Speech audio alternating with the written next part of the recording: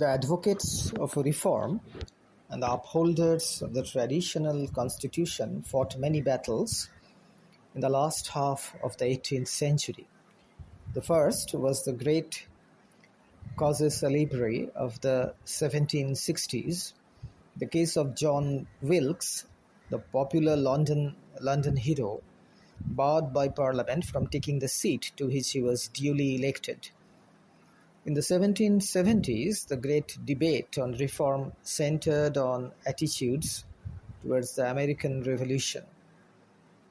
In the 1780s, Christopher Wyville and the gentry of Yorkshire launched the associational movement in an unsuccessful effort to reform the House of Commons by adding county seats. All these decades of reform, of protest, of agitation came to a head in the early years of the French Revolution, years of optimism and of a search for social justice, which could produce a vindication of the rights of women. In the 1790s, the reform movement acquired a base of popular support broader than merely that of dissenting ministers like Reverend Price and Joseph Priestley. Popular democratic movements such as Thomas Hardy's London Corresponding Society, formed in 1792, were made up of tradesmen, mechanics, and shopkeepers. Hardy himself was a master shoemaker with his own shop. They were willing to reprint and distribute pamphlets like Thomas Paine's The Rights of Man, of which some 200,000 copies were sold by 1793, as compared to only 30,000 of Burke's Reflections. Some of their meetings in London's Chalk Farm attracted over 1 lakh people. The society's members were hard-working men who called each other citizen. Many of them were more likely to send rifles to the French soldiers than to take up arms against them.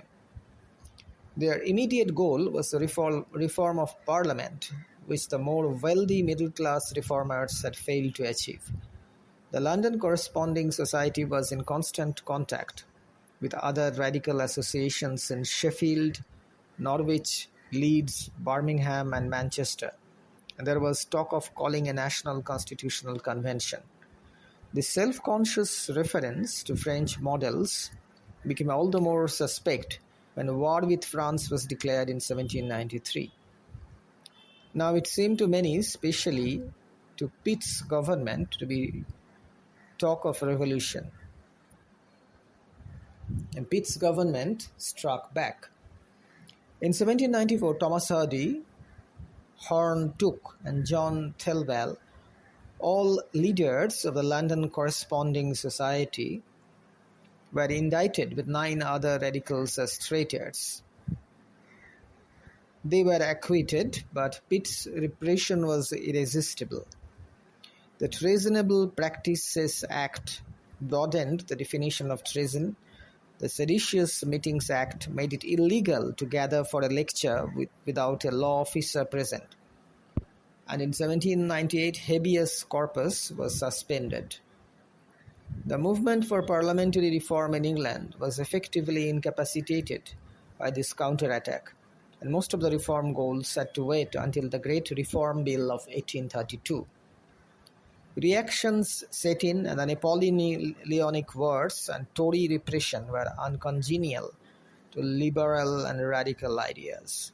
But there was in the early 1790s this brief period of dawn that so dazzled Wordsworth and Shelley, when it appeared that all tyrants would be toppled from their throne, all ignorance banished, all men freed. No surprise then that in this heady atmosphere of freedom, some should even dare write of women being free. Thomas Paine, perhaps the greatest English publicist for freedom in the 1790s, himself saw fit to note the subordinate and inferior status of women. We may quote from his work, Quote, even in countries where they may be esteemed the most happy, women are constrained in their desires to the disposal of their goods, robbed of freedom and will by the laws, slaves of opinion which rules them with absolute sway and construes the slightest appearances into guilt, surrounded on all sides by judges who are at once tyrants and their seducers. For even with changes in attitudes and laws, deeply ingrained and oppressing social prejudices remain which confront women minute by minute, day by day. Unquote. But in Paine's whole corpus of writing, there are only these few lines which deal with the subjection of women. He is, after all, the author of the Rights of Man.